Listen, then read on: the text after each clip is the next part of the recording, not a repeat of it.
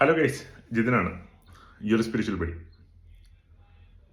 ഇന്ന് നമ്മൾ പറയുന്നത് journey to awareness part 3 video ആണ്.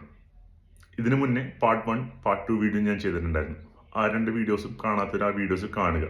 കാരണം ആ വീഡിയോസിൽ ഞാൻ പറയുന്നുണ്ട്, അതായത് നമ്മുടെ ശരീരത്തിലുണ്ടാകുന്ന കുറച്ച് പ്രശ്നങ്ങൾ, അതേപോലെ ചില ബാഹിക ശക്തികൾ നമ്മൾ ഈ പറയുന്ന പ്യുവർ കോൺഷ്യസ്നസ് അല്ലെങ്കിൽ തുരിയിലോട്ടുള്ള ജേണി ഒബ്സ്ട്രക്റ്റ് ചെയ്യും അല്ലെങ്കിൽ തടസ്സപ്പെടുത്തും. ഈ പറയുന്ന കാര്യങ്ങൾ ഈ പറയുന്ന വീഡിയോസ് കാണാണ്ടാണ് വന്നിരുന്ന് കാണണമെങ്കിൽ നിങ്ങൾക്ക് തന്നെ തോന്നും ഞാൻ എന്തോ പിച്ചും പേയും പറയണായിട്ട്. അതുകൊണ്ട് ആ വീഡിയോസ് കണ്ടിട്ട് ഈ വീഡിയോ കാണാൻ നോക്കുക. അന്ന് നിങ്ങൾക്ക് കുറച്ച് കാര്യങ്ങൾ മനസ്സിലാക്കും. പാർട്ട് 2 വീഡിയോയിൽ ഞാൻ പറഞ്ഞിരുന്നു സൊസൈറ്റിയുടെ ഇൻഫ്ലുവൻസ് എന്താണെന്ന്. അതിൻ്റെ ഒരു കണ്ടിന്യൂറ്റി തന്നെയായിരിക്കുള്ളൂ ഈ വീഡിയോ കൂടി. കാരണം ഇത് കുറച്ച് കാര്യങ്ങൾ പറയണം, എന്നാൽ മാത്രമേ നിങ്ങൾക്കും മനസ്സിലാവുള്ളൂ എന്താണ് ഈ പറയുന്ന കോൺഷ്യസ്നസ് നമുക്ക് പോകാൻ പറ്റാത്തത്, എന്തുകൊണ്ടാണ് നമ്മുടെ മാനിഫെസ്റ്റേഷൻസ് പ്രോപ്പർ ആവാത്തത്, എന്തുകൊണ്ടാണ് നമുക്ക് ഈ പറയുന്ന അബണ്ടൻസ് അല്ലെങ്കിൽ ഈ പറയുന്ന കുറേ കാര്യങ്ങൾ നമുക്ക് കിട്ടാത്തത്.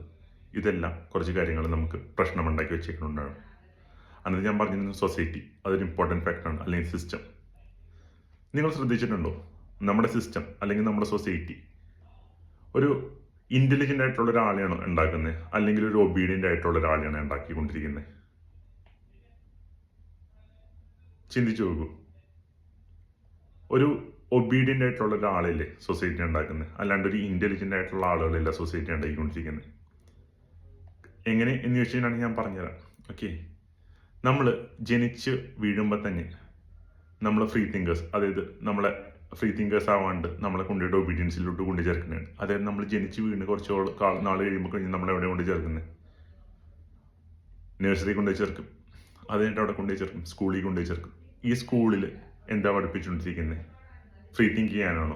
അല്ല, അവർ പറയുന്ന കാര്യങ്ങൾക്ക് ഉത്തരം കൊടുക്കൽ എന്ന് മാത്രമാണ്. അതായത് മിണ്ടാണ്ടിരിക്കൂ, പഠിക്കൂ, അതിനുള്ള ഉത്തരം എഴുതൂ, ഇതല്ലേ പഠിപ്പിച്ചുകൊണ്ടിരിക്കുന്നത്.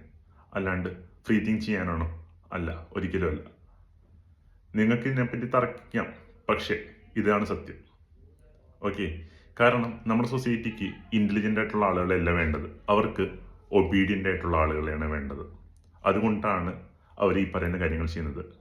ഞാൻ എൻ്റെ മുന്നത്തെ ഒരു വീഡിയോയിൽ ഞാൻ പറയുന്നുണ്ട്, അതായത് നമ്മുടെ ബ്രെയിനിൻ്റെ 10% മാത്രമേ കോൺഷ്യസ് ഉള്ളൂ, ബാക്കി 90% അൺകോൺഷ്യസ് ആണ്.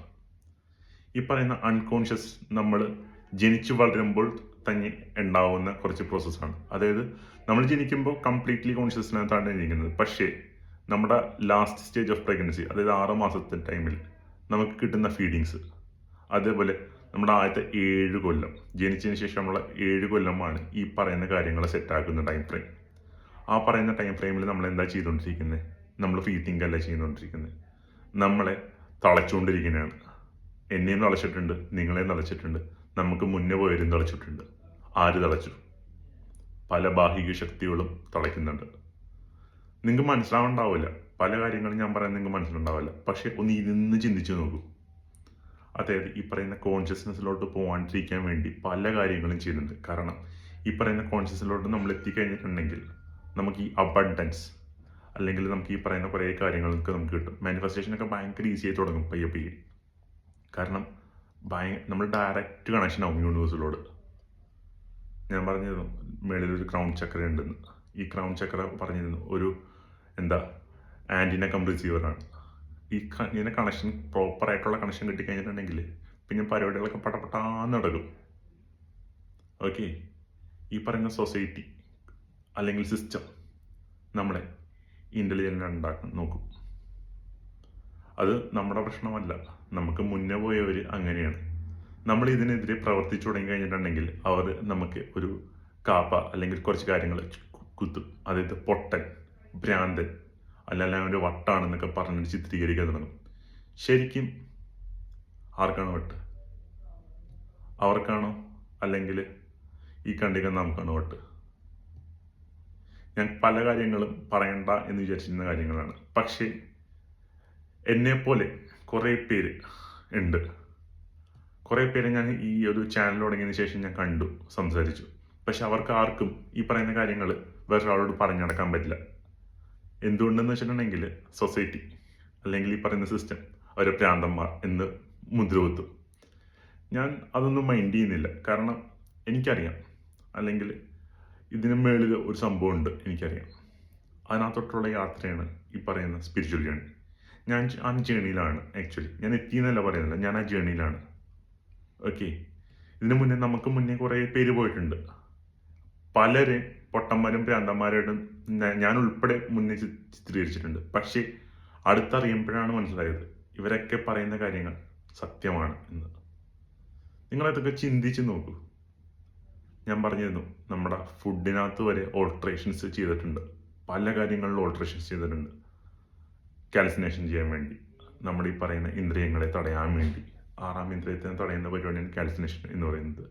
നമ്മുടെ ഉള്ളിൽ 6ാം ഇന്ദ്രിയമുണ്ട്. ദ സിക്സ്ത് സെൻസ് നമ്മുടെ ഉള്ളിൽ എല്ലാവരുടെ ഉള്ളിലുണ്ട്. പക്ഷേ ഇത് വരാണ്ടിരിക്കാൻ വേണ്ടിയിട്ടുള്ള കാര്യങ്ങൾ ചെയ്തിട്ടുണ്ട്.